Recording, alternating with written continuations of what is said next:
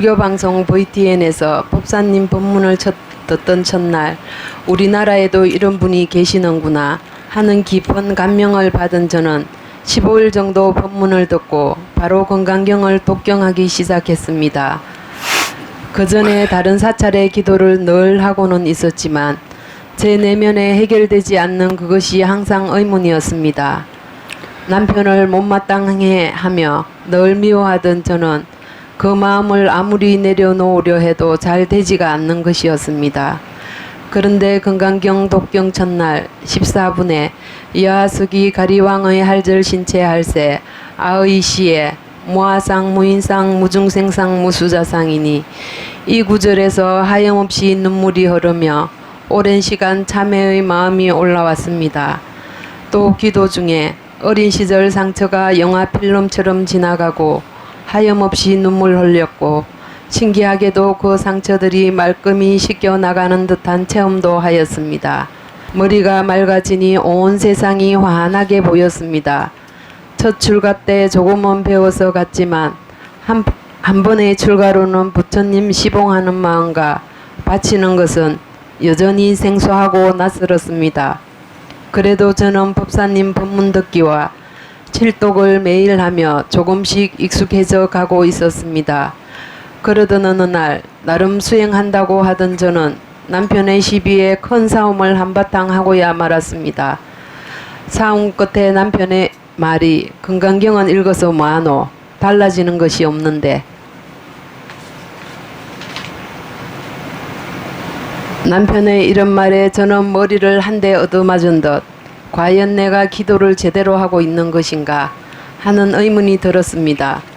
저는 늘 남편 탓을 하고 살아왔던 것입니다. 문득 법사님의 법문에 상대방의 모습이 곧 내 모습이다 와 함께 남편의 모습이 내 모습이구나 하는 생각이 들었습니다. 그 후로도 독경을 계속했고 공부를 하면 할수록 제재가 태산 같구나. 겉으로는 좋은 척하고 살고 있지만 제 속마음은 너무나 잔인하고 참으로 못됐다는 것을 알게 되었습니다. 정말 앞으로 어떻게 살아야 할까? 기도 중에 바치고 또 바치니 그 사람도 불쌍한 사람이다. 보살도를 내어라 하고 제 안에서 응답이 왔습니다. 저는 며칠을 고통스러워하며 울면서 바치고 또 바치며 기도하였습니다. 며칠 전 한방병원 교수님께서 폴란드에서 뭘 했길래 내신경이 이렇게 활성화되어 있느냐는 말씀도 들었습니다. 참 신기했습니다. 사실 6개월 전 검진에서는 내신경 나이가 70대였거든요. 이제 저는 법사님 덕분에 누구의 아내도 아닌 아내도 엄마도 아닌 부처님 시봉하는 사람으로 다시 태어났습니다. 고통과 축복이 둘이 아님을, 남편은 나를 깨우쳐주는 스승임을, 이 모두를 가르쳐주신 법사님 은혜에 감사드립니다. 오롯이 이 길을 함께 하는 도반님들께도 감사드립니다. 법사님, 아직 남편에 대한 미운 마음이 완전히 제로가 된 것은 아닙니다. 저와 같이 멀리 해외에서 오고 싶어도 자주 오지 못하는 사람들은 어떠한 마음으로 공부를 이어가야 할지 좋은 말씀 부탁드립니다. 감사합니다.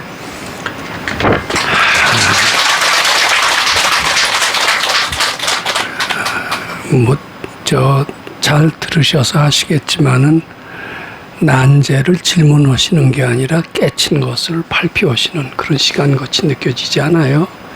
아주 들으면서 모범적인 그런 아주 불자의 모범적으로 건강경을 실천하시는 그 아주 실감나는 실천 사례에 큰 박수를 치고 싶은 그런 심정입니다. 지금 폴란드에 누구 사십니까? 남편하고 둘이 살고 있습니다. 자녀들은요? 자녀들은 이제 하나는 결혼했고요. 네. 하나는 직장 취직해서 있습니다. 국내에 있고요. 예. 근데 국내에 있을 때는 바깥으로는 그렇게 사이가 잘 어깃장을 잘 놨던 모양이죠. 사이가 안 좋으셨었습니까? 항상 안 좋았습니다. 항상 안 좋았죠. 그 남편과의 문제 말고 다른 문제는 별 문제가 없었었습니까? 다른 문제는 자녀들의 문제 또 기타 다른 대인 관계 이런 데서는 별 문제가 없었고 오직 문제가 있었다면 남편 한 분과의 문제였다. 아니, 이렇게. 제가 이제 좀 진심이 많아가지고 딴 분하고도 좀 많이 부딪혔습니다. 남편하고만 부딪힌 게 아니고요. 형제들하고도 부딪히고 또 부모하고도 부딪힐 수 있고 예. 친구들하고도 예. 부딪힐 수가 있죠. 네, 아마 그게 솔직하고 그러신 표현인 것 같습니다. 왜냐하면 진심이라는 게 누구 한 사람한테만 향하지 않거든요. 진심은 너나가 없어요. 그래서 모든 사람한테 다 향하고 있는데 특히 업보가 지중은 바깥으로 오고 거기에 더 많이 그 업보가 동했던 것 같습니다. 근데 참 이 얘기를 들어보시면요. 이거 공부하신 지 얼마나 되셨습니까? 우리 공부 만나신 지 얼마나 되셨습니까? 6개월 됐습니다. 아휴, 6개월. 그리고 그전에는 뭐 불교 쪽에 뭐 믿음이 있으셨습니까? 그전에는 그냥 절에는 일반 신도처럼 다니고요. 근데 아침에도 얘기했지만 우리 공부법은 아마 요약해서 얘기하면 무슨 생각이든지 부처님께 바치는 겁니다.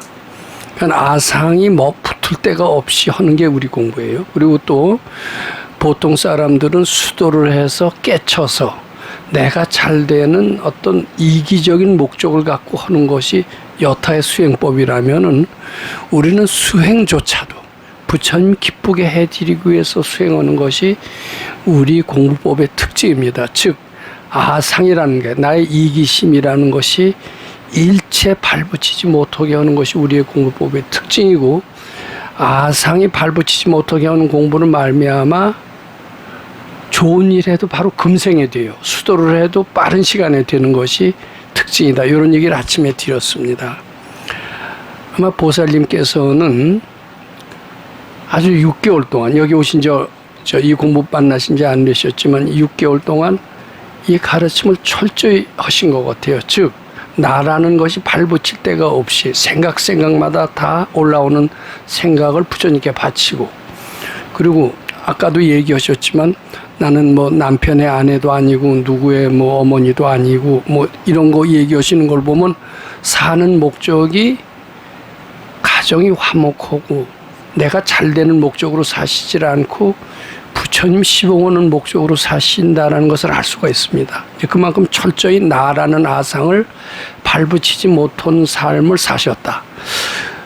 상당히 소질이 있은 것처럼 보이고 제가 감탄을 합니다. 그러니까 이제 그것도 뭐 숙세에 닦으신 게 있으시니까 그렇게 되지 않았을까 싶어요. 그러니까 이제 처음에 이 가르침을 만나자마자 이제 참 남편이 미운 생각을 철저히 바치셨던 겁니다. 그러면서 이제 특히 금강경 14번에 가리왕의 그 대문에서 대문을 읽으면서 아상을 죽이신 거죠. 근데 그 가리왕을 그저 읽더라도 그냥 그대로 읽지 그 뜻을 음미하면서 읽기가 쉽지가 않은데 그 음미를 하면은 아상이 발붙이기가 어렵습니다, 사실은. 근데 그렇게 하면서 업장이 많이 녹으셨나 봐요. 업장이 녹는 증거가 이제 눈물로 나오십니다. 눈물로 나오시고, 그리고 이제 눈물로 나오시면서 좀 편안해져요. 마음이 편안해지고, 이제 편안해졌다라는 것은 업장이 녹은 대신에 부처님 광명이 들어왔다. 광명이 들어왔다. 이렇게 보고 광명이 들어오니까 좀 밝아진 겁니다. 그래서 그 전에 불분명했던 거, 모든가 주의가 좀 불분명했죠. 예. 뭔지 다 뿌연 안개같이 보이고 뭐 도대체 정리가 잘 안 돼요. 근데 이 가르침을 실행하면서 특히 미워하는 마음이 있거든요. 우리 마음속에 아주 뿌리 깊게 있어요. 무식업으로. 그래서 우리 예전부터 진심을 닦아야 성불한다는 얘기가 있습니다. 근데 특히 금강경을 부지런히 읽으신 것 같아요. 아주 깊이 심취해가면서 하루에 그럼 요 인터넷 법문에 듣는 시간이 어느 정도 되셨습니까? 처음에는 시도 때도 없이 들었고요. 하루 종일 듣듯이. 하루 종일 들었어요? 아이 뭐 바깥에 외출 안 할 때는 항상 그 뭐 하루에 TV를 10시간도 듣고 그런 시기나 마찬가지겠네요. TV를 제가 잘 안 보니까요. TV 즐기는 사람처럼 즐기셨군요. 예. 게임 즐기는 학생처럼 이걸 즐기셨군요. 근데 그게 이제 이게 아상을 없애라는 얘기이기 때문에 그 얘기 듣는 것만으로도 마음이 좀 편안해지셨을 겁니다. 너무 편안했어요. 네, 그래서 이제 편안해졌다는 것은 부처님 광명이 들어왔다는 얘기고 깜깜한 것이 그리고 뿌였던 것이 점점 뿌연 안개가 거치면서 선명해지면서 머리도 맑아졌다. 이제 이런 얘기신 것 같아요. 그리고 우리는 부처님 나를 좋게 해 주십시오 하는 얘기는 실감이 나요. 특히 외롭고 힘들고 쓸쓸할 때 믿고 의지할 때가 어디 있어요. 부모도 못 믿겠고 형제도 못 믿겠고 그러면 어때요? 우리는 부처님께 믿고 의지하는 거는 아주 익숙합니다. 근데 시봉한다라는 것은 아주 생소해요. 그렇죠? 예. 부처님은 뭐 대단하신 분인데 우리가 왜 시봉을 하느냐? 의지하면 의지했지. 부처님은 뭐 만능인데 우리가 뭐 그 만능을 또 만능하신 부처님을 왜 또 더 도와주느냐? 부처님이 나를 도와줘야지 이런 생각을 할지언정 우리가 부처님 도와드리고 부처님 시봉한다는 생각은 사실 잘 안 납니다. 이해가 안 가요 도대체. 그리고 이상한 것 같아요. 근데 자꾸 아상이 녹아지면서 철이 듭니다. 철이 들면은 그 이제 장가나 시집안간 처녀 총각들이 부모한테 의지만 하다가 자기도 시집 장가 가서 애 키우면 부모 은혜를 알듯이 점점 철이 나면서 시봉이 뭔가를 아마 이제 조금 이해가 되셨다면 이렇게 저 생각을 합니다. 그러고서는 이제는 다 됐다, 이만하면 됐다라고 하셨을지도 몰라요. 근데 이제 이만하면 됐다라는 게 참 위험합니다. 그때 대판으로 남편 되시는 분하고 한번 싸움을 하게 된 겁니다. 근데 그때 이만하면 됐다라고 하지 않고 늘 긴장된 상태에서 지냈다면은 남편이 웬만큼 건드려도 긴장된 마음으로 화가 잘 안 나요. 근데 그때 이미 고삐가 약간 풀렸어요.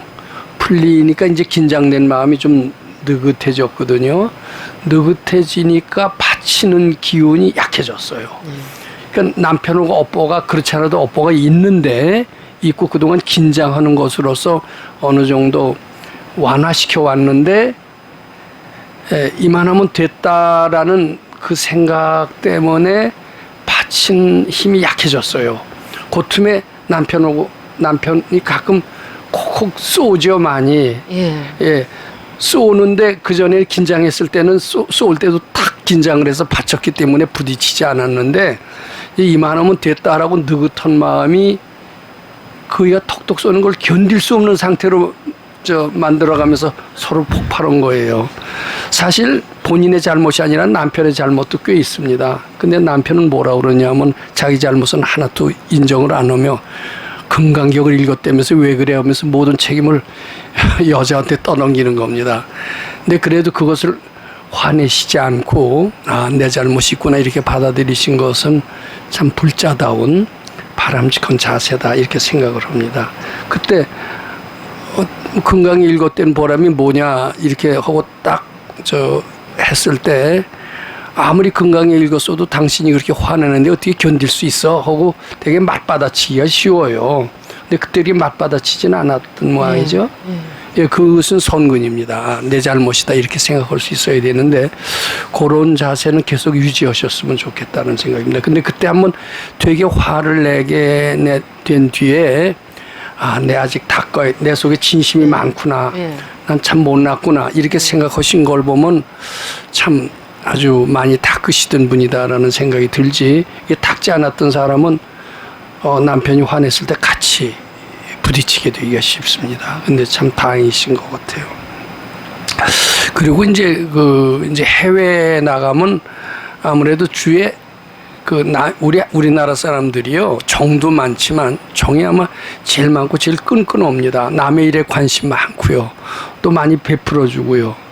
그 대신 진심도 제일 많은 게 우리나라 사람인 것 같아요. 근데 해외 나가면 끈끈한 사람도 적고 남의 관심 있는 사람이 적죠. 폴란드에서는 좀 냉정한데 어떻게 보면 마음 닫긴 참 좋습니다. 이제 폴란드에 그때 갔다 왔던 정복석 선생 얘기도 왜 이리 마음은 폴란드에서 더 잘 닦아진다는 얘기는 사실인 것 같아요. 왜냐하면 그렇게 끈끈한 사람이 적거든요, 거기서는. 그러면서 이제 남편이 화낸 것이 외래 한 단계 업그레이드 하는 그런 결정적인 계기가 되면서 공부를 그 뒤로는 더 하고, 심지어는 자꾸 바치면서 선명해지는 정도가 아니라 뭔지 더 선명해지면, 처음에는 그저 선명해진다가 되는데 더 선명해지면 소리로 들린다고 그럽니다. 이제 소리가 더 선명해지면 느낌으로 알아진대요. 근데 이제 알아지기 전 단계가 소리로 들리는 거고, 소리로 들리는 전 단계가 선명해져서 눈에 띄는 게 이제 선명, 곧 전 단계라고 그럽니다. 근데 이제 응답이 되시고 이제 이렇게 되면, 그리고 이제 아상이 죽으니까 모든 사람을 위한 기도를 하시게 됐다, 이렇게 보시는 것 같습니다. 이제 그 아상이 죽은 증거가 뭐냐면, 뱀이라는 게 나의 특히 진심이고 탐심이거든요.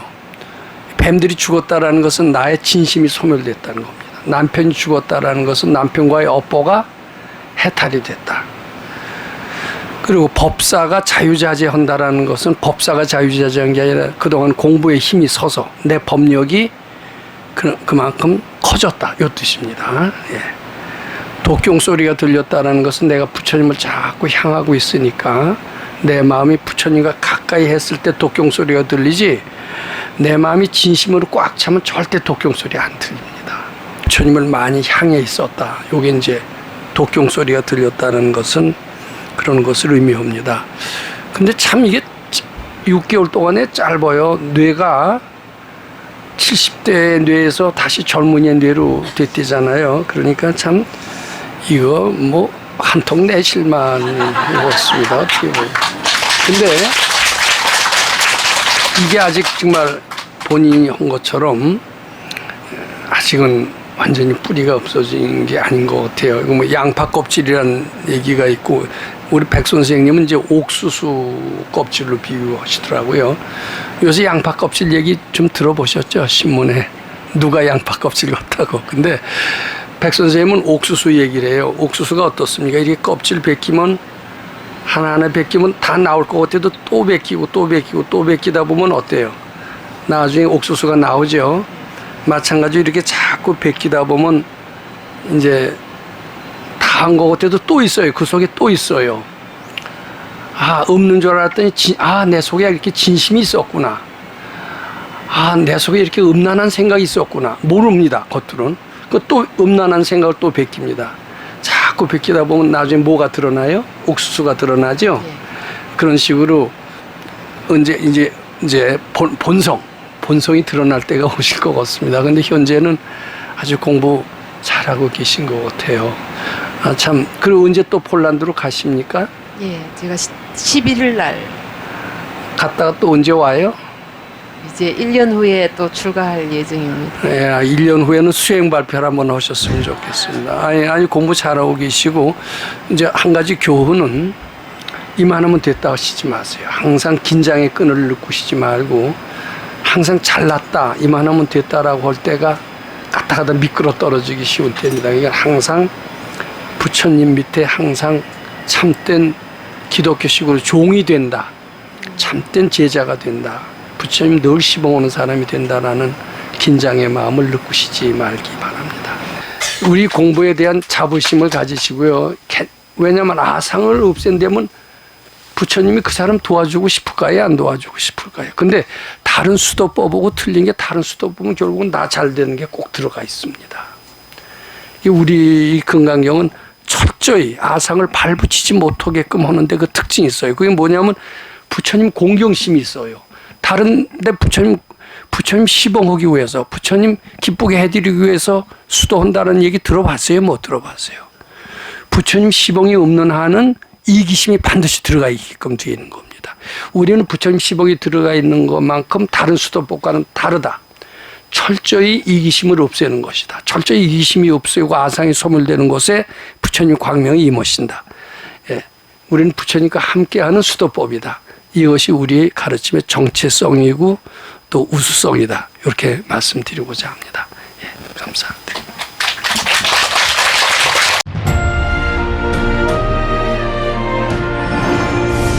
금강경 가르침을 통해 올바른 인재 양성 교육과 각종 사회 문제에 대한 해법을 현대인들에게 제시하고 있는 바른법연구원 김원수 법사가 금강경 독송 및 수행을 통해 얻은 일체 유심조, 공, 불이, 구족의 진리로 역경과 난제를 실제 해결하는 체험을 통한 설법집 우리는 늘 바라는 대로 이루고 있다를 출간했습니다.